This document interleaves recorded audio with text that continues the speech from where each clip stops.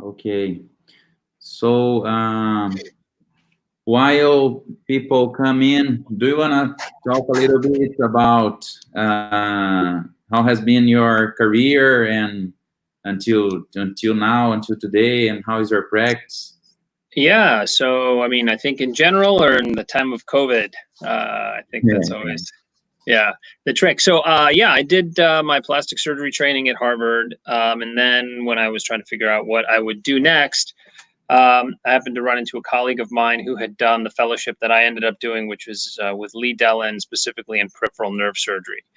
And ever since I started my practice in San Francisco, that was way back in 2007, so it's about 13 years now. Peripheral nerve pathology has been a major focus, and it's now about 90% or so of what I do. And so, apropos the talk that we're going to have in a few minutes, probably about 60 or 70% of that peripheral nerve volume is now headache surgery. Um, and as I think you'll see, the one of the reasons is obviously sort of, and I don't like to talk about this in a business like way, but it is that the market is huge, which is to say, at least in the United States, we have over 36, 37 million people. That's about 12% of the population that suffers from just chronic migraines. And many of those patients are probably misdiagnosed with the idea that the term migraine is sort of this catch-all phrase for a really, or term for a really bad headache. And it really doesn't capture what the underlying problem is, because as you'll see in the talk, there's so many other or so many varied potential etiologies for what causes a migraine.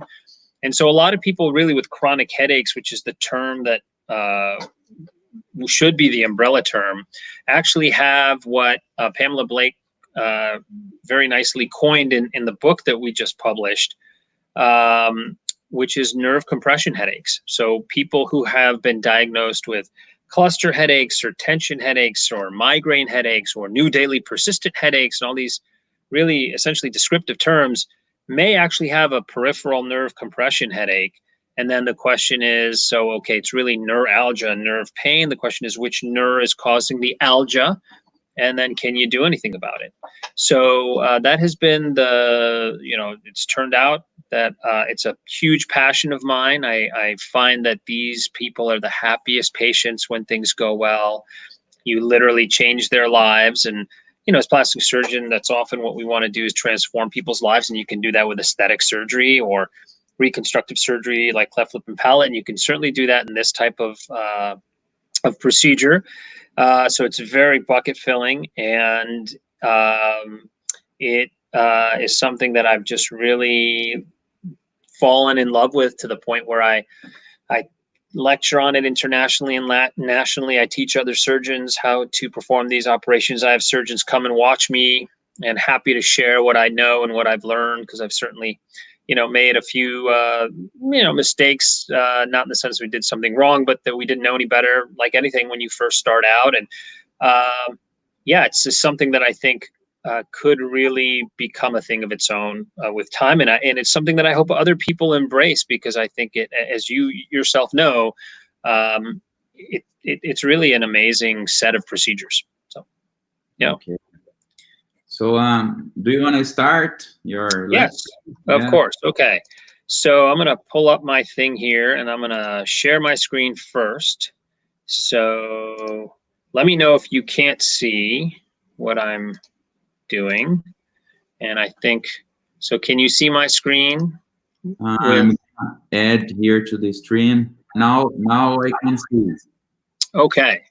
All right. So, well, thank you so much for this opportunity, Paulo. I think, as I just said, this is something that I really have a passion for, and that is the surgical treatment of chronic headaches. And we're going to specifically today talk about the occipital neuralgia type of headache, which is the greater occipital, lesser occipital, and third occipital nerves, as you can see, GON, LON, and TON.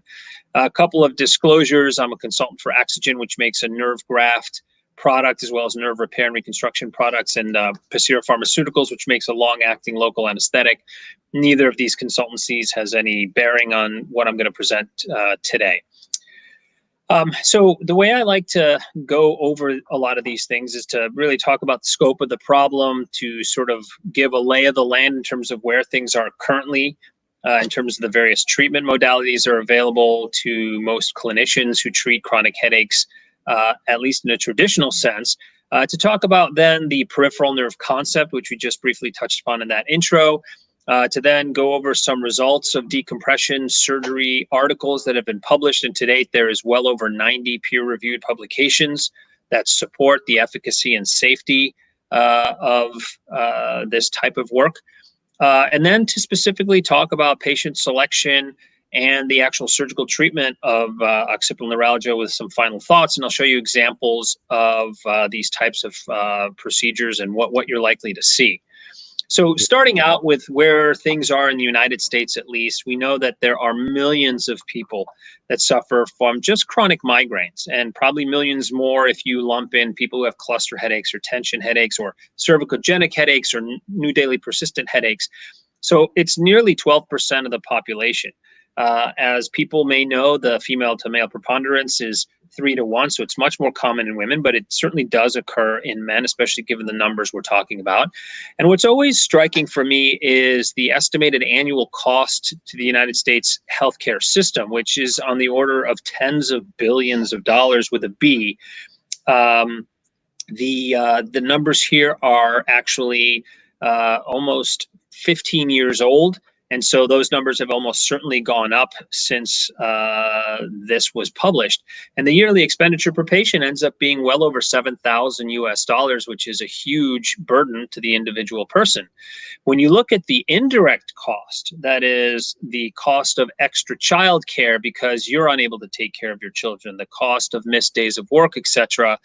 This is data from 1999, so it's 20 plus years old, but chronic headaches accounted for over 100 million days of bed rest and missed work, and that number has almost certainly increased, with an additional economic cost of $12 billion a year, which again is most certainly higher nowadays, and an additional almost $4,000 to $5,000 of expenditure per patient. And as if all of that weren't enough, there was this really great study by Susan Turner Bowker, and she looked at several thousand patients and had this metric called health-related quality of life, which was a new metric at the time and has since been duplicated in a lot of other studies. But the upshot of the study was that patients who suffer from chronic migraines have a health-related quality of life equal to that of patients who suffer from diabetes or congestive heart failure, which are very serious, often very debilitating diseases. So it really underscores that not only is there a medical severity and urgency to this problem, but it has a huge emotional and psychological toll that it takes on patients routinely. Now, there are traditional prevailing concepts of chronic headaches, and these really run the gamut of potential etiologies. There's cerebrovascular instability, cortical spreading depression, sort of like an epilepsy type of event, but without the seizure activity. People have postulated that you have activation of the trigeminovascular system as the main cause, and actually the second and the third of the bullet points here were a couple of years ago very lovingly coalesced into a very comprehensive 70-page review article by Peter Goadsby, trying to combine a lot of the components of these two theories. People have talked about serotonin dysregulation and, of course, calcitonin gene-related peptide dysregulation with this new class of drugs like Ajovy, Aimovig, Emgality, Ubrelvy. Patent foramen ovale and microemboli have also been postulated as potential causes.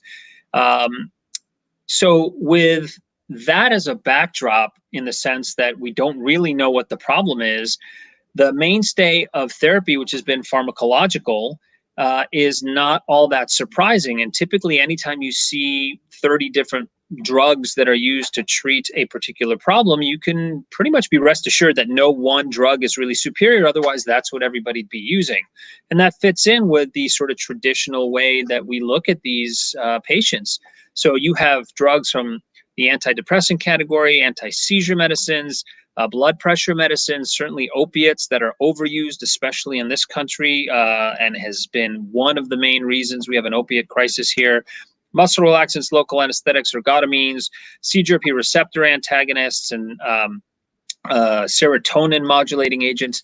The list goes on and on. And when you take the pharmacologic therapy aside, there's also any number of non-pharmacologic, more traditional treatment modalities like physical therapy, acupuncture, dietary manipulation, chiropractic manipulation, various kinds of injections like epidural steroid injections, trigger point injections, nerve blocks, hypnotherapy, biofeedback. The list goes on and on. Okay. Now, there is a different concept if you take a step aside for chronic headaches that was actually rediscovered by Baum and Guyron, who is someone that is known to any plastic surgeon or plastic surgeon trainee throughout the world.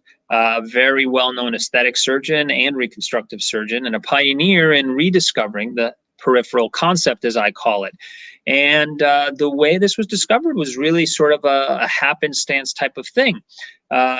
As many people know, Dr. Guyron is a very well-known aesthetic surgeon, does a lot of endoscopic brow lifts. And what he found was that there were any number of patients of his that had an endo brow lift, at which point, or during which you actually resect a lot of the glabellar musculature and sometimes transect the zygomaticotemporal nerve to allow the brow to elevate appropriately.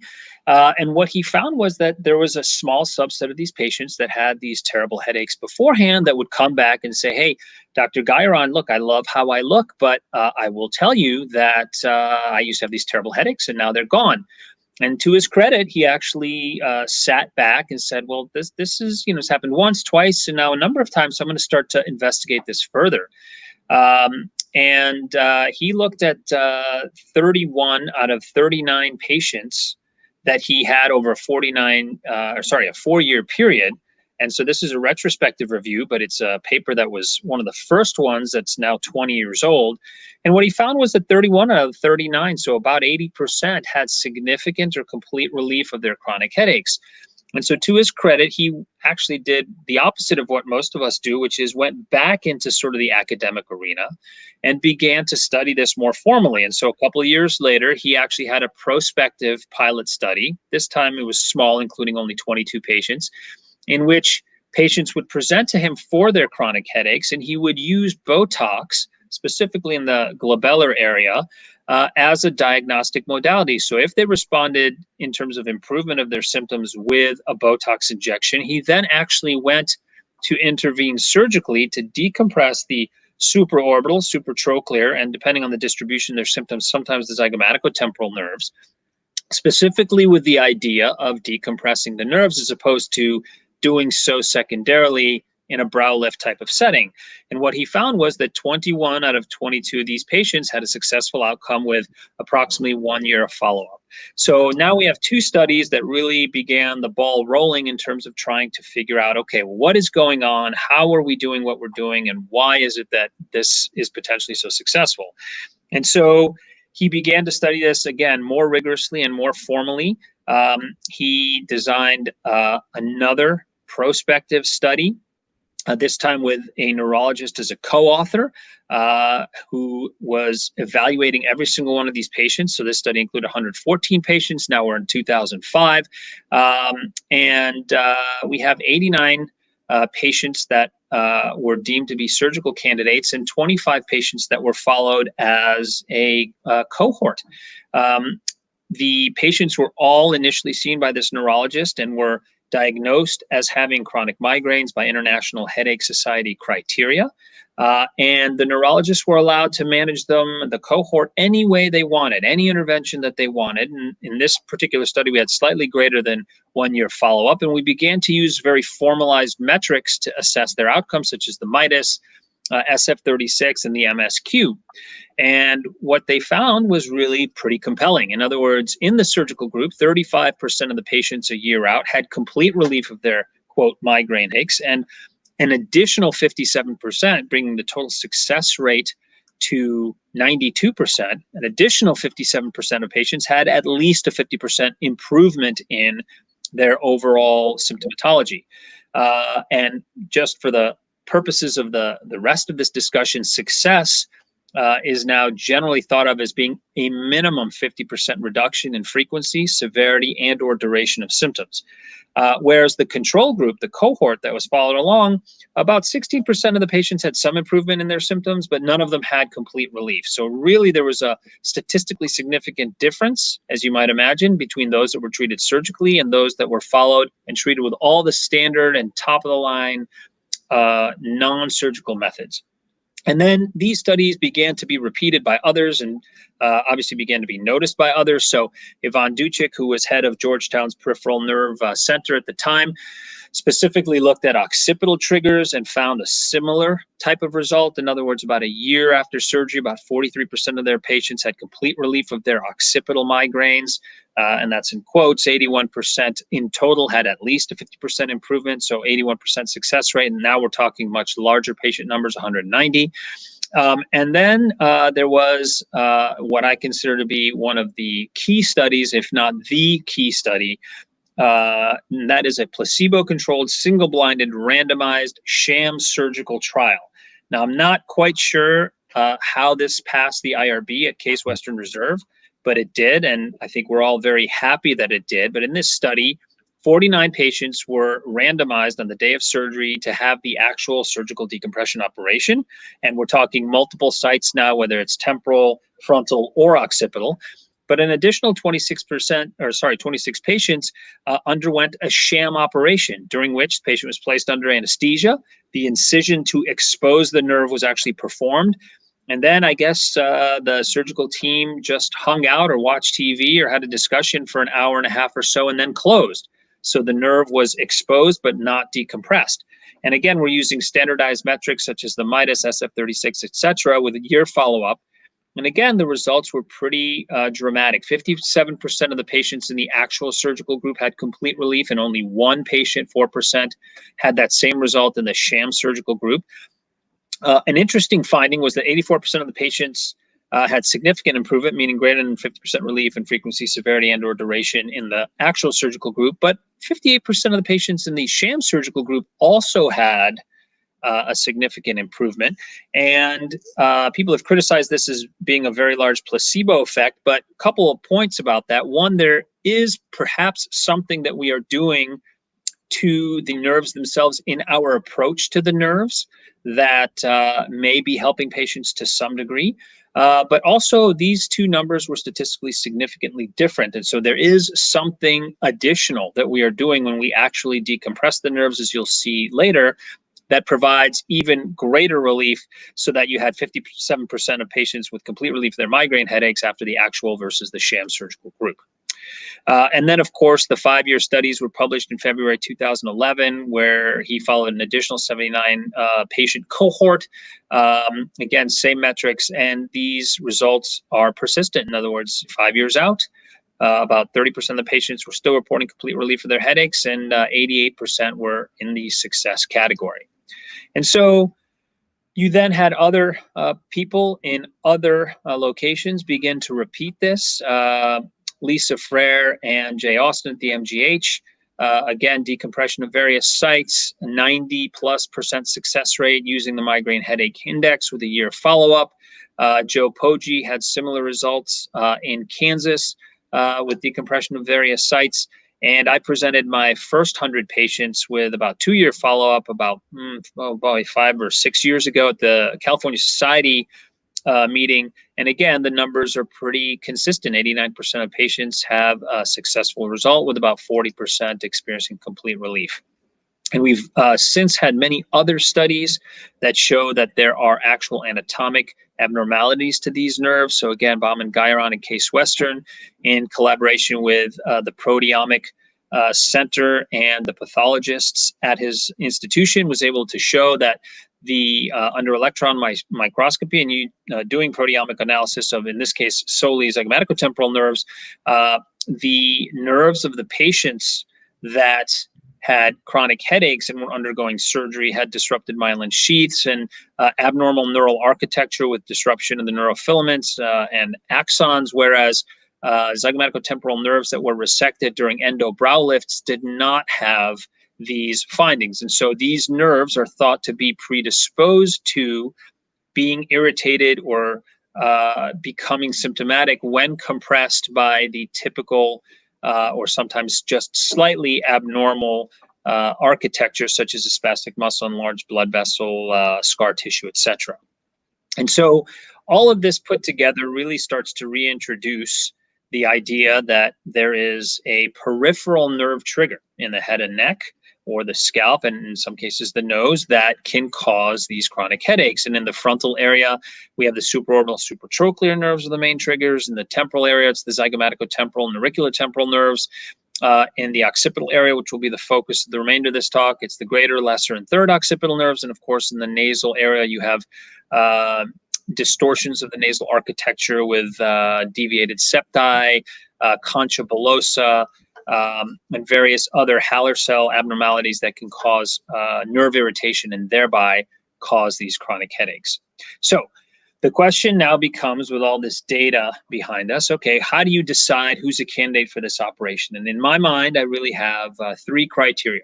First of all, you have to have a good history for a peripheral nerve in the head and neck causing these headaches. What does that mean? Well, it means you have to have been evaluated by a neurologist or headache specialist and been diagnosed as having migraines or whatever other type of headache pathology you wish.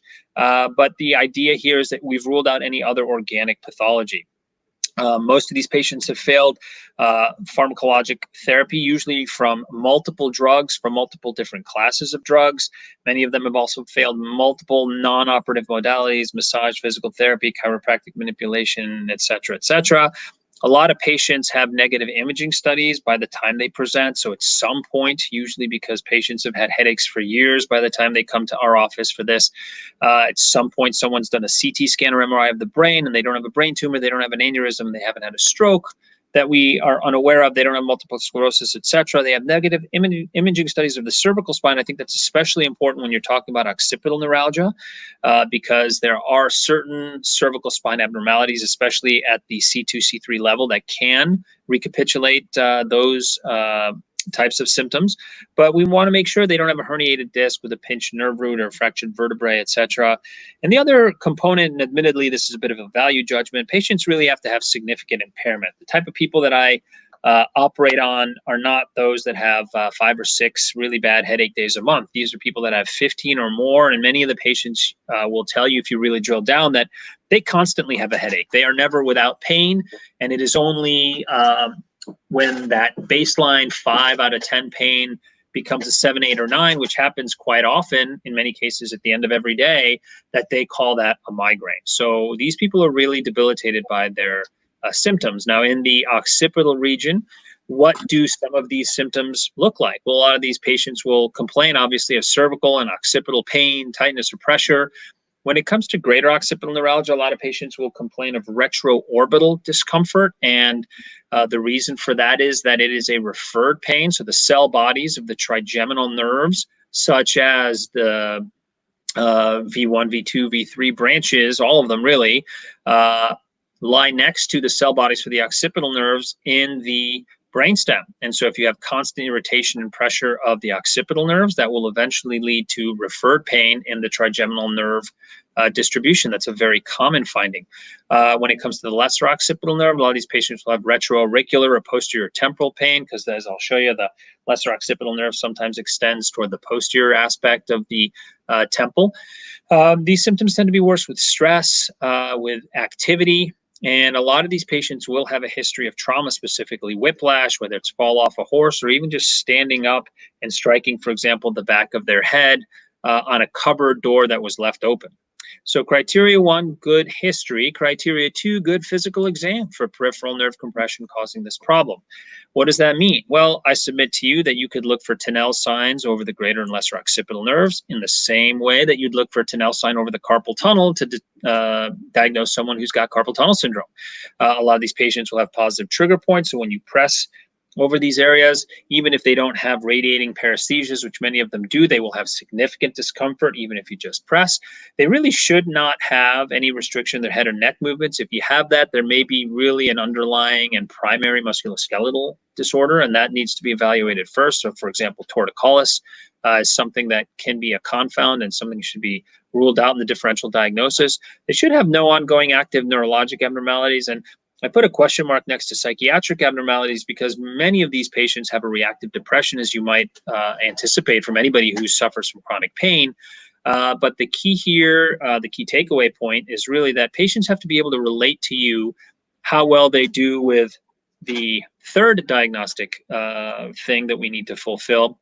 But also afterwards, since we're really talking about pain, if they can't relate to you beforehand very accurately what their pain is like, there's a lot of concern, at least in my mind, that they won't be able to relate any potential improvement or worsening of their pain afterwards. So psychiatric abnormality, if someone's floridly psychotic or mentally retarded, then you should really think twice about operating on them, because you'll be hard pressed to know if they're actually better or not. So good history, good physical exam, and third criteria, good response to nerve blocks. We used to use Botox injections, but at least in this country, insurance reimbursement for that is all over the board. And so it often ends up being very expensive. It requires multiple visits because Botox, as you all know, doesn't take effect right away. And it therefore doesn't give you an immediate result. Whereas nerve blocks work really, really well. Botox also will give you a false negative if the primary compressive structure is connective tissue or a blood vessel as opposed to muscle. And so nerve blocks really, in my mind, are better. And we can use them in any of the locations that we talked about, with the exception of the nose, where we can use lidocaine spray, for example, but not injection, to diagnose these patients. So how do you do these diagnostic injections, specifically with regard to the greater, lesser, and third occipital nerves? Well, Scott Mosser with Baum and Guyron published a very nice paper. The GONs are found 3 centimeters caudal and 1.5 centimeters to either side of the midline from the occipital protuberance. And almost the same line, but not exactly. If you look at a line connecting the external auditory meatus, 5.3 centimeters caudal and 6.5 centimeters lateral is where you'll find the LON emerging from behind the sternocleidomastoid in most patients. And 6.2 centimeters caudal to that line, and just off the midline, 1.3 centimeters lateral, is where you'll find the third occipital nerves. And this is where I do my sequential diagnostic nerve blocks in patients who present with, in my mind, occipital neuralgia. So let's say you've seen a patient, they have a good history, good physical exam, they respond well to the nerve blocks, they come in at a pain level of 9, they leave at a pain level of 1 or 0, so you determine they're a surgical candidate. What is it that you actually do during the operation? So I have a little schematic here, hopefully will play, and it looks like it's going to. You're going to make a posterior midline incision for the greater and the third occipital nerves. You're going to resect the trapezius muscle laterally to expose the vertical fibers of the semispinalis. When it comes to the third occipital nerve, which you see here, you can transect it or decompress it and implant it into the muscle. But with regard to the greater occipital nerve, which you see here, you'll remove a piece of semispinalis, and then as you dig deeper, the obliquus capitis inferioris. And then you're going to take a little bit of the overlying fat as a local tissue rearrangement. So it's pedicled. Here it's demonstrated as a fat graft, but you're going to use that to pad the nerve that you just released, in this case, the greater occipital nerve, against any future muscle contractions. So what does that look like? Well, in the operating room, I think the first thing for any situation like this, where you have the patient prone, positioning is going to be key, especially in your first few operations that are likely to take several hours. And this operation, when I first did it, took me close to 6 hours. It is now routinely about 2 to 2.5 hours for me. But positioning was always an issue, and it first took us a long time to position these patients appropriately. So I use what's called a prone view pillow in this country. It has a nice space age foam. The patient's face goes right in it, much like on a massage table. You can easily see their eyes and have access to their airway. So if anything happens, that's really a very good access point for the anesthesiologist. I put their neck in slight flexion with their arms tucked behind them. Make sure all pressure points are carefully padded. There are bolsters that the patient is lying on so that their neck will be allowed to flex a little bit. I use a headlight and a needle tip Bovie cautery, really only for the superficial surfaces, and then bipolar, anything deeper than the superficial subcutaneous tissues. I use 3.5 to 4.5x loops, and I tape their shoulders back. And so this is kind of what the patient looks like on the table. They're sitting on bolsters, which you can see here. Their arms are tucked to the side with sleds. They're face down. We've taped their shoulders back. That really exposes the neck very well. Anesthesia has easy access to their eyes, their nose, to make sure there's no pressure on that, especially if they cough. They have good access to their airway right here. And we put this, there's a little bit of of a towel right underneath this mirror to give it this little angle. So here's what the markings look like: greater, third, lesser occipital nerves, patients positioned appropriately. We make our incision, and this is what you see. So here you have the trapezius. It's going to be reflected to the side. You have the vertical fibers of the semispinalis, and here right away you see the greater occipital nerve. Now, there's a beautiful paper by Jeff Janis and colleagues that really highlights the 6 potential compression points of the greater occipital nerve. So I'm going to take you through how you find these, or at least how I find them, in the operating room. So compression points 2 and 3, which are the deep and superficial surfaces of the semispinalis, are really what you run into first in my experience. So what you saw in the previous picture is compression point 3 as the nerve emerges from the vertical fibers of the semispinalis, and you can see that quite well here.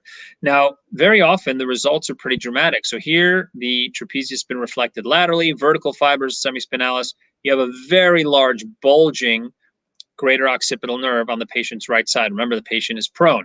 Now, if you dig further into that muscle, the fascia, the deep fascia of the semispinalis, is compression point 2. And as you release these nerves, I want to show these 2 pictures because I think they really highlight the type of pathology that you can see. Look at the hair here and pay attention to how magnified the hair appears. And here you have this swollen greater occipital nerve. In the next picture, the hair is now actually bigger, but even though the nerve has only been partially decompressed, the actual size of the greater occipital nerve appears smaller. So here the hair is smaller, the nerve appears bigger because it's really squeezed and swollen. Even when you zoom in on it and it's been partially decompressed, you have a much less swollen and less bulging nerve. Now, I used to, when I first started, think that this was as far as you needed to go, but you clearly have semispinalis muscle at the base here, so you have to continue to dissect further. So we have gotten compression point 3 here. We're heading towards compression point 2, which is at the bottom here. And what you can see here is a little local tissue rearrangement, or a pedicled fat flap that is inferiorly based. And upon completion here, when this incision is closed back to the midline, this fat flap will go in to fill this space, so that as this muscle excuse me, continues to contract around here, the nerve is padded against a soft structure. So now we have to go to compression point 1, and compression point 1 is as this nerve interacts with the OCI, obliquus capitis inferioris. That is the deepest compression point, and it can be pretty deep. As I showed you in the previous picture, you still had muscle at the base, okay, and that's compression point 2. This is what compression point 1 looks like, and if you drill down on this picture, here you have the vertical fibers of the semispinalis. You can see that here, but here you can see the, there's this glistening structure here. This is the fascia that overlies the OCI, and you can see this nerve actually passes through the muscle itself. There's muscle of the OCI over here, and there's muscle of the OCI here. And so this little piece of muscle has to be resected to completely release this nerve. And Saya Shearer and Giorgio Pietramaggiore, Rob Hagan, and I, as well as several others, really had a nice paper that was spearheaded by Saya, which really showed that there are 3 interaction types of the GON with the OCI. Sometimes the nerve loosely passes around it. Sometimes it's adherent to the fascia, but not within the muscle. And as you saw in that previous photo, sometimes the nerve passes through the muscle itself. And as that muscle tenses, especially when you rotate back or forth, or with a whiplash type of injury, you can have severe compression of that nerve. So when all is said and done, when you are done from the depths and most proximal point of the GON decompression, this is really what you want to see. You want to see soft fibrofatty tissue with no additional muscle to it. So you can see that the semispinalis here is actually a very thick muscle. And this is a sphincter tightening type of maneuver at first. But after several dozen cases, you really get the hang of it, and you realize that there's not a lot that you can injure here, although you do have to be careful for motor branches to the semispinalis, which you can run into on occasion. So don't go in there boving like crazy. So we've now decompressed this nerve proximally, compression point 3, 2, and 1. We're now going to focus distally. And as you see here, the trapezius muscle has been reflected. So now we have to pass through points 4 and 5, which are the deep and superficial fascia of the trapezius muscle, or what I call the trapezius tunnel.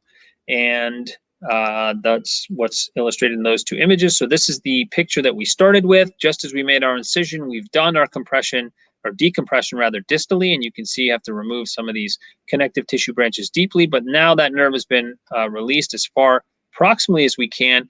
Working our way distally, you can see that there's often a very tight space as this nerve passes under the trapezius muscle. And as another example of the type of pathology, you can see the nerve looks relatively healthy here. Reconstitution of the vasa nervorum, healthy fascicular pattern that you can see even at relatively low magnification, and healthy pale yellow color, whereas you have a very hyperemic and severely compressed nerve as it passes underneath the trapezius. So definite pathology there, and this is yet another example of that same appearance.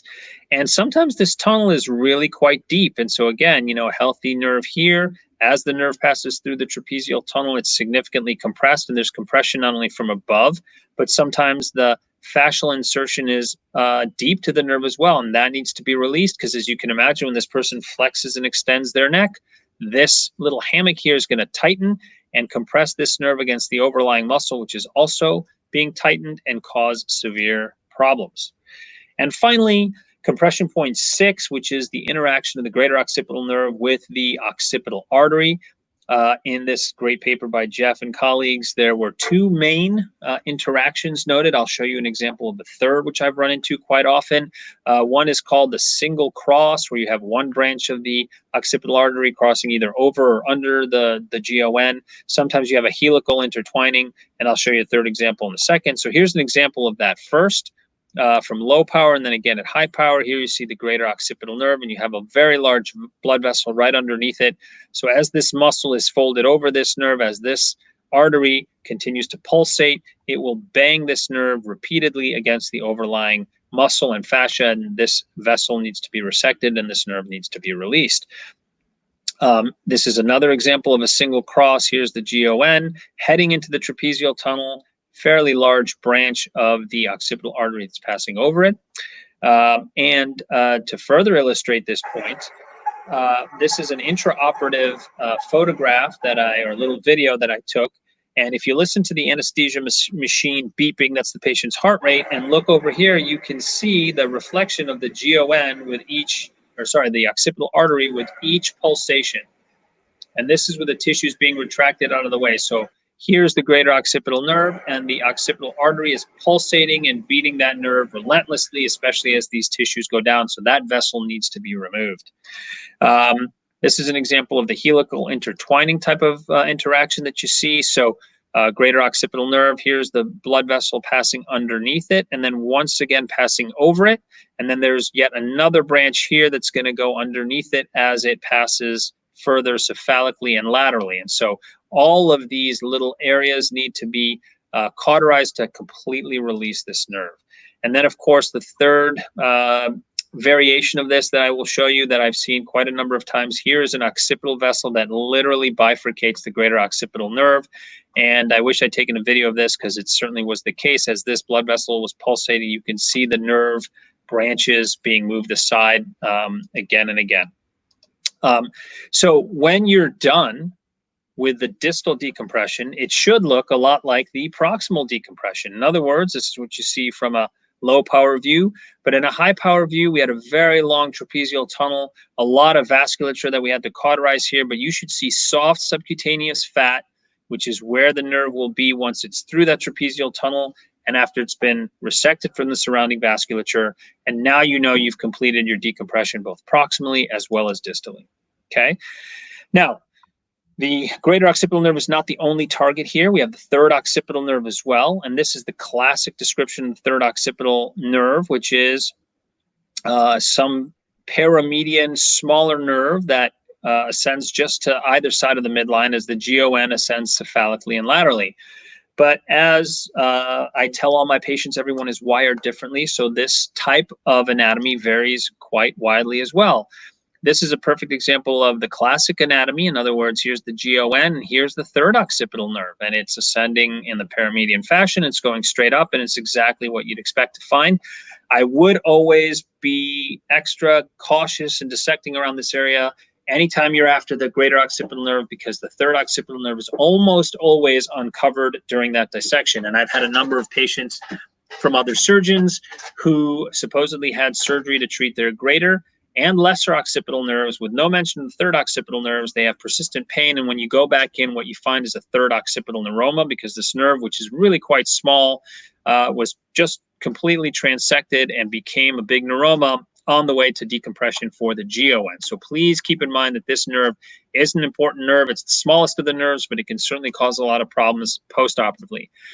Sometimes the anatomy is really quite different. So here's the right greater occipital nerve. Remember, the patient's prone. Here's their ear. Their face is face down on the table. And in this case, the third occipital nerve starts out lateral to the greater occipital nerve and then ascends in the midline. So again, you got to be very careful for this. And sometimes you can do a decompression and release this nerve through the muscle. And sometimes you have to transect it and bury it in the muscle if it's too neuromatous. And then sometimes the anatomy is even more varied. Here's a left greater occipital nerve and a third occipital nerve that starts out lateral and continues to head directly laterally. Okay, so there's a lot of variations on a theme here. Now, last target here, and then we'll end with a couple of final thoughts. The lesser occipital nerve. This is the greater auricular nerve. It's not the nerve we're after. This is our target, the lesser occipital nerve.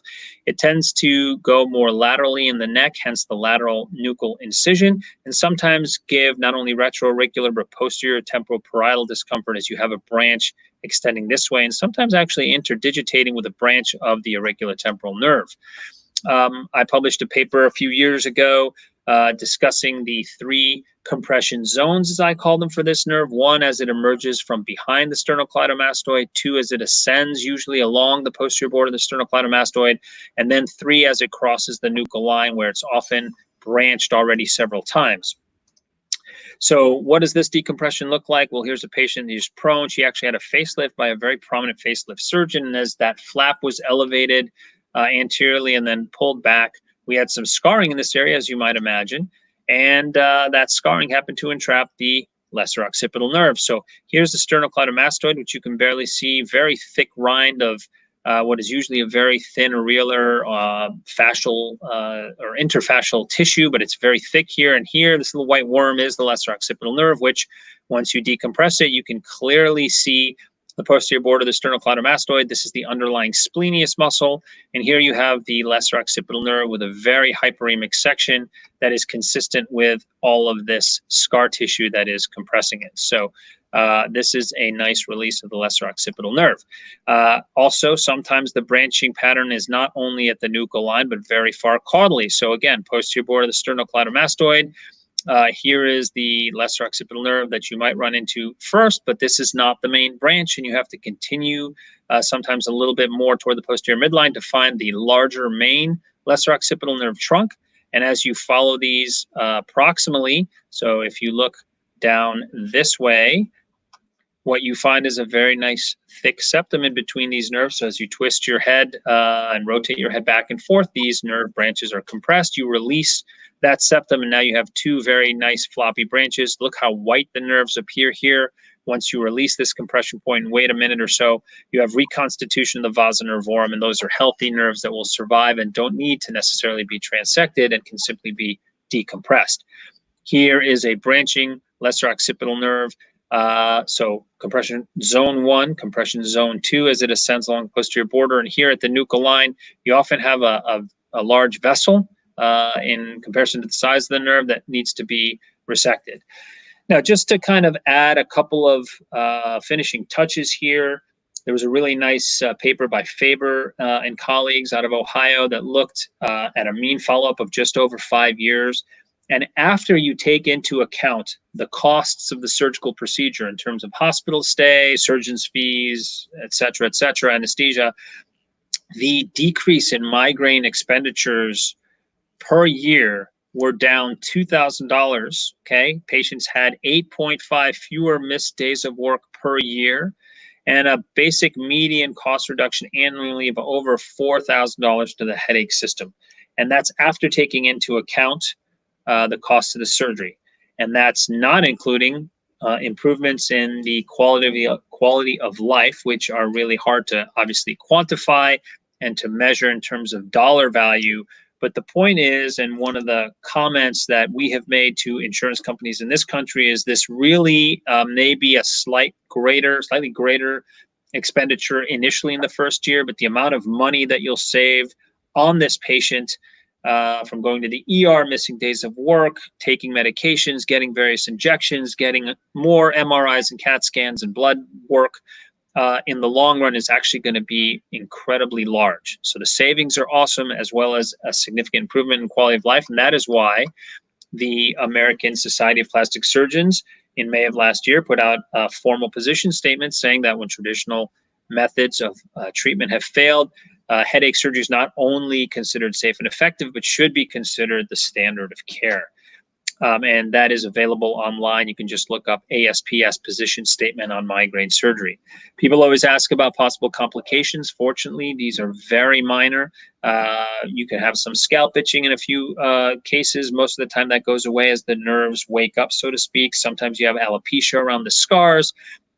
Very uncommonly, you have incisional cellulitis, usually as a form of an ingrown hair. And I've had a couple patients over the years that needed some local wound care with alcohol swabs a couple times a day, and a few that have required a short course of oral antibiotics, but have never operated on anyone for an infection.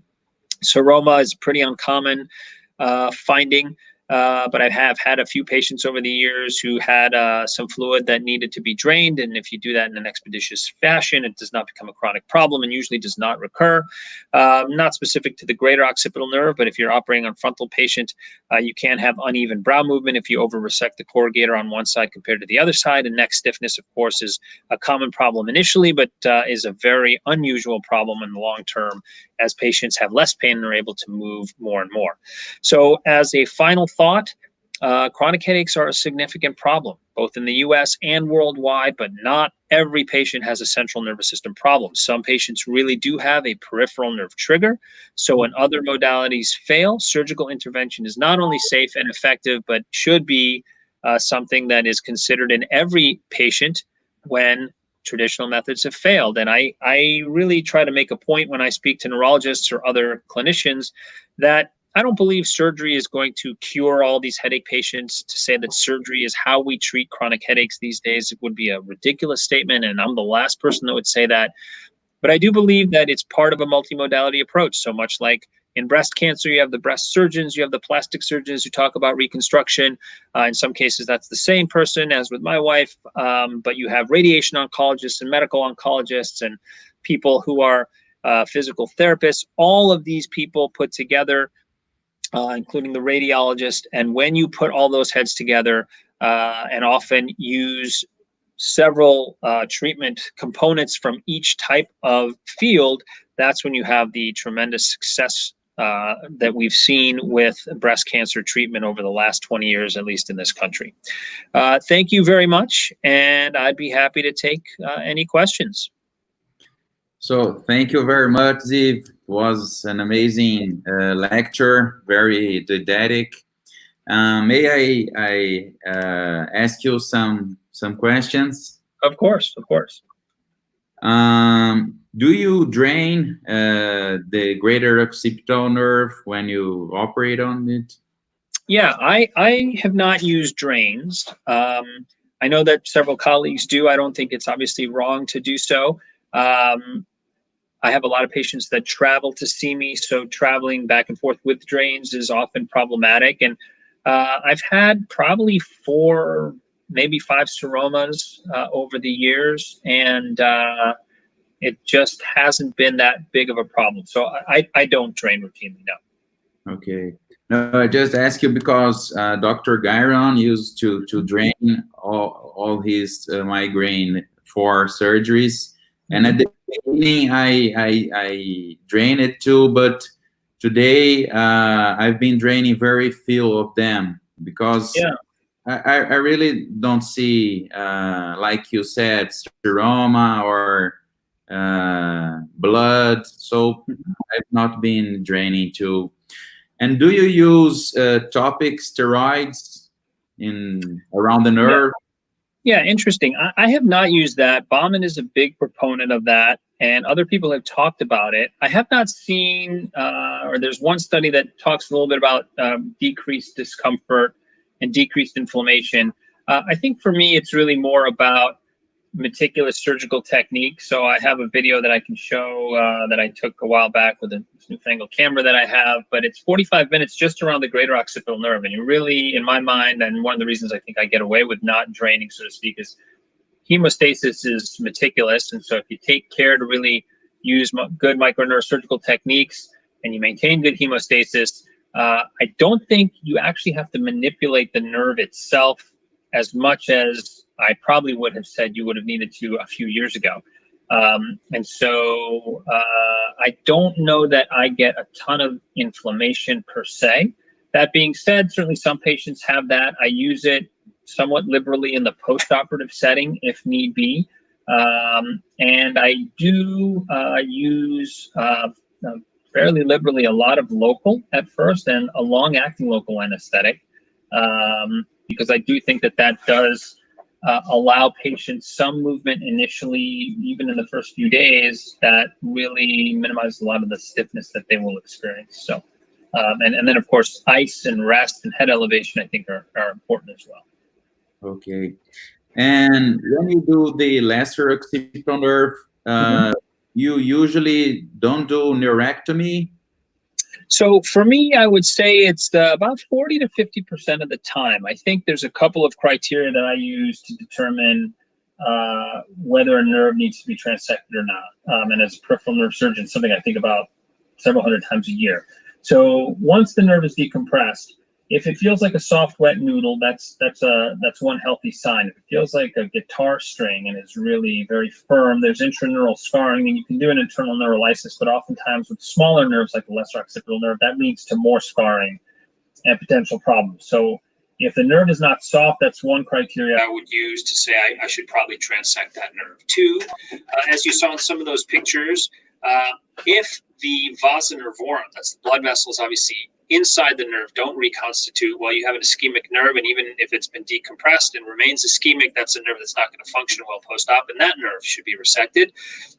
The other and last criteria is if you have a healthy fascicular pattern to it, then that is a nerve that is probably healthy enough to survive. If you don't have that fascicular pattern, again, you have intraneural scarring and the epineurium is cloudy, and so that's a nerve that I would be more likely to transect. Now, if you don't meet all three of those criteria, the next question becomes, which nerve are you talking about and what kind of patient are you dealing with? In other words, if you have a very young patient and you're dealing with the greater occipital nerve, I would have a very high threshold for cutting that nerve, because that patient's going to have a significant amount of numbness post-operatively that they're going to have for the next 40 to 50 years. If you have an elderly patient and you're talking about the third or the lesser occipital nerve, I have a lower threshold for transecting that nerve if you have any abnormalities, because you're right, and some of my colleagues, and this is always a matter of a little bit back and forth, but a lot of them will transect the lesser occipital nerve, as you hinted, because many times the patients don't miss it. The other thing that I've seen, however, and this is a sort of an advanced level talk, I think, but there's a lot of variations that you see in the anatomy with branching patterns, etc. And there's cases in some of the lectures I've seen from Ahmed Afifi, for example, where the greater occipital nerve is relatively small and the lesser occipital nerve is relatively large. In fact, sometimes they're almost the same size, and in one case I saw the lesser occipital nerve was larger than the greater occipital nerve. And that means that even though theoretically or supposedly the greater occipital nerve should have a greater area of sensory distribution, that's sometimes not the case. So if you have a very large lesser occipital nerve, that patient's very likely to have a noticeable area of numbness if you transect that nerve, and that would be another indication to try and preserve a nerve. So at the end of the day, the upshot is I take a very individualized approach to it. It's not at all uncommon to transect the lesser occipital nerve, but if I do that, I'm looking at all of these criteria to try and help me make that decision. And it's not a de facto thing that I do all the time. Okay, very nice. And when you do the greater occipital nerve, do you always look for the third, or just if it's close to the greater? Yeah, I almost always look for the third. It's I've only in a couple, probably less than 10 cases, been unable to find it. So it's almost always in the line of fire when you're dissecting the greater occipital nerve. And I think that I've likely been able to find it a lot more and more the deeper I go for the greater occipital nerve, which I think has been one reason I have better results, in the last 5 to 7 years, as opposed to the first 1 to 2 years that I did this operation, where I probably left a little bit of semispinalis muscle or more semispinalis muscle than I would have liked. And so the point is that there's more retraction to get deeper and expose things. And that usually means a larger incision through the musculature. And so, yeah, I often run into the third occipital nerve. And even if I don't immediately see it, I usually just do a gentle spread, and it's almost always nearby. And I will tell you that even if it's nearby, not fully exposed, when you close that fascia and the scar tissue forms and the patient's not moving really well because having a little bit of pain post-op, that nerve is going to get entrapped and scar. And I've seen so many patients from people who don't do this routinely enough. The third occipital nerve is, it's often injured because it's an easy nerve to miss if you're not looking for it. So, and I think it's also, because it's known as the least occipital nerve, has the least area of sensory distribution, is the least nerve missed. It's not unlike the zygomaticotemporal nerve, so it's easy to resect it without a problem. So I tend to err on the side of being conservative, since it doesn't add much to the surgical procedure, and it's likely to, as people say, the best way to manage a problem is to avoid it. And try to avoid an issue by just getting rid of that nerve if I'm at all concerned about it at the time of the initial operation. All right. We have a question from a friend here. Okay. Great lecture. Thanks for sharing. How was your experience at the beginning, and how to deal with the neurologist? Is a good one. Yeah, it's a great one. And there's a saying in this country, there's an organization called the American Automobile Association, AAA, but AAA, when it comes to medicine, at least in the United States, means you're able, available, and affable. So you're capable, you're available if there's a problem, and you're a nice person, so you're easy to deal with. When I first started talking about this, you could have been the nicest person in the world and the most capable surgeon, but I've given many lectures in my initial years to 2 or 3 people. Nobody even asked any questions. I think they just showed up for the food. People would often actually say to you, look, this is considered experimental in my society. I would never send you a patient, and would say it in an open forum like that. I think that there's been a couple of things that have helped. First of all is a bit of time. In other words, at some point, even if the neurologists don't think you can help with, quote, migraines, which a lot of patients are, in my opinion, misdiagnosed as having migraines. Eventually, if you have a headache specialist that's busy enough, they're going to have somebody with occipital neuralgia that is refractory to the traditional therapies. And those people are going to benefit from your surgery for sure. So you'll see 1 or 2 of those people. And when you take care of them, those neurologists will be really impressed. And one of the things that I think helped me initially is I would have all of my patients go back to their neurologist after surgery, most of which was very successful, and say, hey, look, I want you to check in, because I want the neurologist to start tapering you off of the Neurontin and Tegretol and all this pharmacopoeia that they were on. And not only was that the safest way to do it, because the neurologists are better at managing those things than we are, but it puts that patient who's doing better in front of the neurologist that has been treating them often for years and, with only limited success. And all of a sudden the neurologists are saying, wait, you had what? And you're coming in here now and you want less pain medicine and you don't want any more Topamax? I don't understand. Like, what happened? And those people would then call you, the good ones, and then you have a conversation. And I think I think like anything else, whether it's aesthetic or something like this, you have to really be committed to these patients, and you have to be committed to understanding the pathology, not only of the types of things that you do, but of what headaches the neurologist will treat. And, what I kept saying is, look, send me these albatross patients that you have no idea what to do with. And I would like to see them.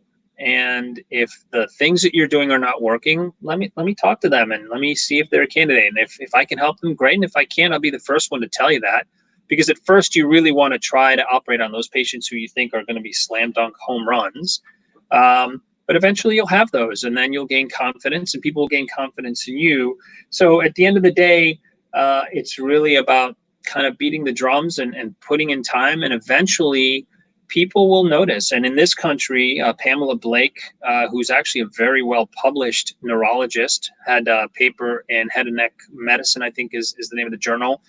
And we were just speaking the other day. She's actually lectured with us at the ASPS meeting on several occasions over the past few years at our migraine surgery course. And her paper on unremitting head and neck pain, which is the term she used, which is really a nerve compression occipital headache, was the most cited paper in her journal that year. And so she's been asked to do another Q&A specifically discussing these types of procedures.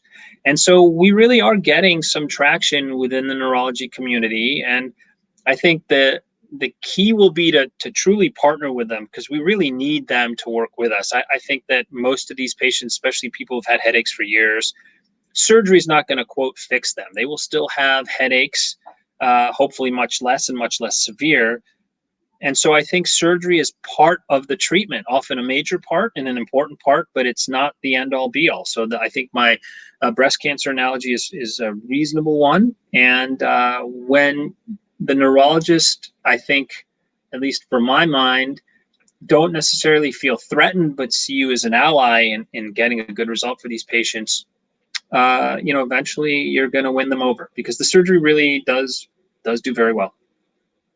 Yeah, here in Brazil, as we have very few surgeons that do the surgery, so the neurologists, most of them don't know about it, and those that have heard about it, they really don't believe that it Right. works. So I think that as more patients benefit from them, and the more surgeons start doing it, it's gonna change. Yep, I agree. And I think that's it's just a matter of time. I mean, the surgery really is effective, and so there's no way that it won't take hold in some form or another at some point. Mm-hmm. And considering all the trigger sites, is there anyone that you judge is more difficult for the patients to get better? Yeah, that's a great question. I think in my experience, and I've anecdotally found the same thing talking with my colleagues in this country, I think that the frontotemporal headaches take longer to recover from. The surgical procedure is about as long, again, depending on how many nerves you're operating on. You got 6 in the back, posterior to the auricles, 8 anterior to the auricles. But the nerves obviously are smaller in the frontotemporal region. And often for, I think, that reason primarily, so a little bit of compression really does go a long way and takes a long time to resolve. For some reason, it's not at all uncommon for it to be 5 to 7 months before patients really notice a big difference from the frontotemporal operations. And I say that to a lot of my patients ahead of time. Whereas in the occipital region, it's typically on the order of 3 to 6 months. So in that sense, I find the frontotemporal procedures more difficult because there's a lot more patient management afterwards. Okay. But technically, they're all really fun and interesting. I do think that some patients who have supraorbital foramina and need foraminotomies to convert those foramina into notches, those can be pretty tricky and are still difficult in some cases because the foramina are really deep and kind of sometimes really go to the intraconal region, which is a very nerve-wracking part of the operation. Other than that, it's just a great series of procedures. Do you always do the foraminotomy? Not always, because not every patient needs it. I mean, many patients, in fact, only about 20% of the patients actually have supraorbital foramina, at least in my experience. And that's anecdotal. I think the numbers are plus or minus depending on which paper you read. But, you certainly always look at that supraorbital rim and do a little bit of an intracornal dissection so that you make sure that you don't have either a bony spicule or a frank foramen compressing that nerve. And when I'm done with my supraorbital decompression, I want to be able to just gently take a micro, a jeweler's forceps, and just place it behind the nerve. It should easily transpose into the subcutaneous tissues. If it doesn't, there's still a tethering point somewhere, and you have to figure out where that is. So, Okay. Yeah. So, Ziv, I want to thank you again so much for Yeah. accepting the invitation. It was really nice to have you here to talk to you. And is there anything else that you would like to comment? I don't know that there's anything else we haven't said. I really appreciate the opportunity. I hope whoever was listening, I'm not sure that I can see, but hopefully there were a few people in the audience, and get this out there, maybe on YouTube or however you're going to put this out there. People find it educational. We're always available to answer questions. I think that's the other thing that has helped us over the years, and it's good to know that we have colleagues in South America that are interested and capable of doing these operations, because I'm sure there are millions of people who could use your help throughout South America and everywhere really. These really are great operations with really great results when done appropriately and for the right indication. So hopefully they'll catch on. So yeah, thank you for the opportunity. It was really great talking to you and seeing you again. Yeah, I see this. I tell you the same thing. And if you don't mind, we can keep the our talk in YouTube, the YouTube channel, so Sounds people great. can watch it later. Yeah, that sounds perfect. Happy to do it. Okay, so thank you so much. Have a great evening. You as well. Take care now. We keep in touch. Take care. All right. Bye-bye, everybody. Bye-bye.